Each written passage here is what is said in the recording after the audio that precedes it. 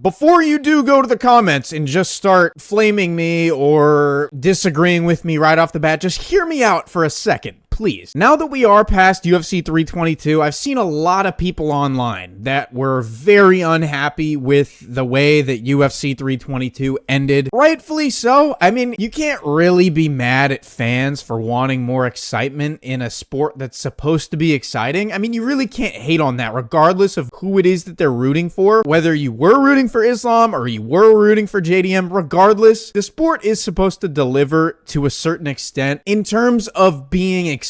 That's why we're all fans of this sport, is for it to be exciting. And if you look back at through these pay-per-views, through these events, they've ended in ways that it leaves a sour taste in your mouth, regardless of who wins. And people are going to look at this and be like, oh, well, dude, you wanted JDM to win, so, of course you're saying this. No, that's not the point. What Islam did on Saturday night to Jack Della Maddalena was nothing short of impressive. That fight was the definition of dominance. And I get it. It does take two to tango, and Jack did kind of just have no answer to getting up. He had an answer to the submission attempts, but he didn't have an answer to getting up to his feet. So you can't necessarily blame Islam for sitting in half guard for the entire fight. You can't really blame him. It's the path to least resistance. If he's able to just sit there, he's probably just going to sit there. That being said, it does still kind of suck to see that we have all of these great fights leading up to the title fights, and then the title fights happen, and it's like, damn,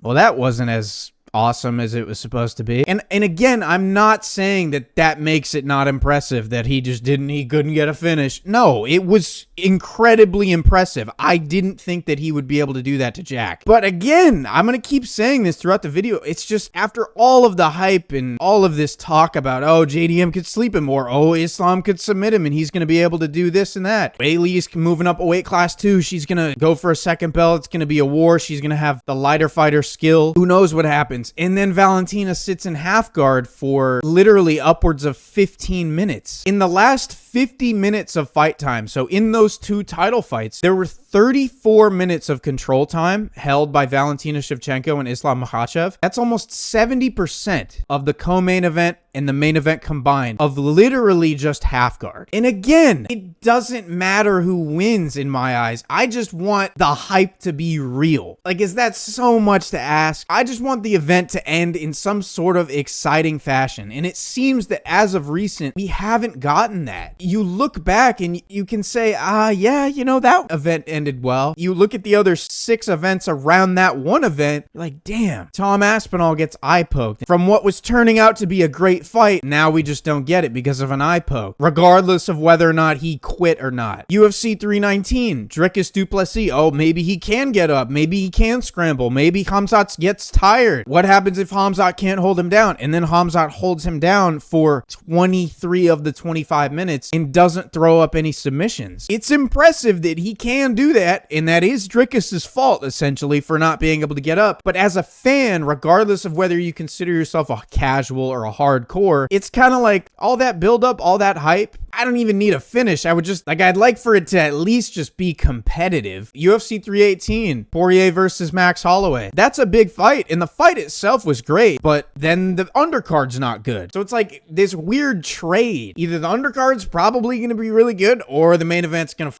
blow. And then you can go even further back, UFC 317. We basically all saw an Ilia Topuria flatline KO coming, and it did. It happened as expected, which was cool. That's good. We actually got some great entertainment value out of that. But to add to that, didn't we all kind of see that coming? Oh my God, I hate this.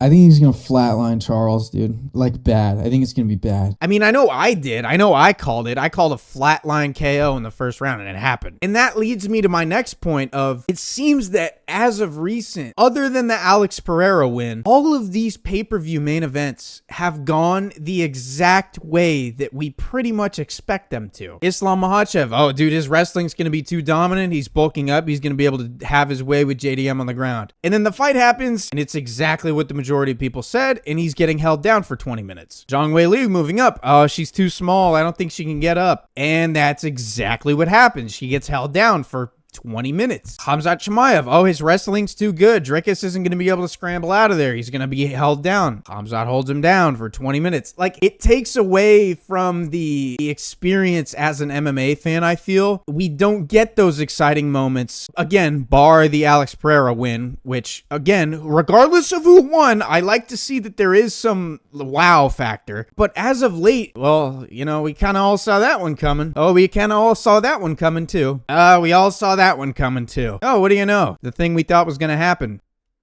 It happened. It just kind of sucks. I'm not necessarily saying this to like complain and, oh, we need to do something about this. No, I'm just kind of on here to rant and talk about like, bar the Alex Pereira fight. What we've expected to happen has kind of happened, and it hasn't been all that entertaining. And two things can be true at once. It can just be kind of boring to watch, but it also can be that impressive and that dominant. Both those things can be true at the same time. I see all the Dagestani fans in the comments in these Twitter threads. I'm not complaining because they're wrestling. I just want it to be as exciting as advertised. That's all it is. I want it to be competitive, and it hasn't been. And there's not something that you can really do about that. It's just kind of the way the ball has bounced recently. And again, I'm not coming on here to like have some controversial opinion. I'm just kind of speaking my mind, and I want to see what everyone else thinks. And if anybody agrees with me, if people disagree with me, I think that it's just objectively from what else is going on in the sport. You see Valentina Shevchenko and Islam Makhachev hold half guard for 40 minutes. It's not the most entertaining thing in the world. It's dominant, it's impressive, but it's not entertaining. And it's what is to be expected going into those fights. So anyways, you guys can let me know in the comments. It doesn't matter what it is. Let me know your thoughts down below. Anyways, I appreciate you guys for watching. I've got my prediction video for Arman Tsarukyan versus Dan Hooker